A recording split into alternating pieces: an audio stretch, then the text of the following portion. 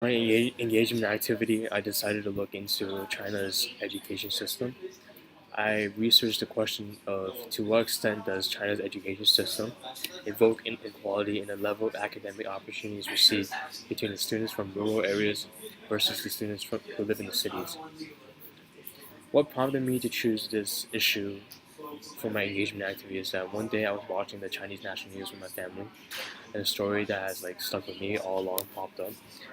The story told a true narrative of many young kids in the province of Hubei that because they live in the countryside in a rural area, they have little to no access to a luxury that the kids the same age as them who live in the city can have access to.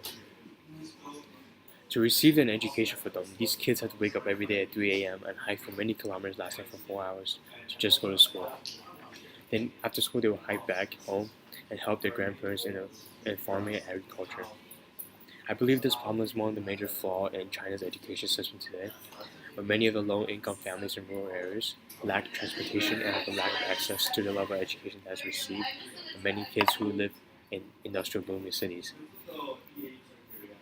So for my engagement activity, I decided to conduct interviews with a parent of a rural area child and a student who go to a public high school, one of the top public high schools here in Beijing.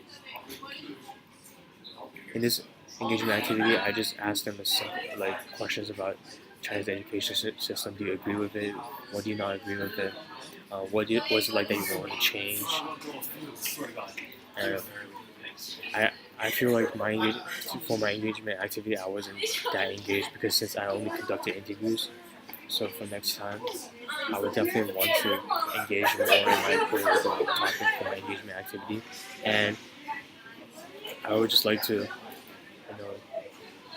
go to school in China, maybe go to the classroom and see what it's like, and that's how I want to improve this engagement activity and how I want to engage more with my activity. Maybe to learn a little bit more and have some more information to talk about for my final draft.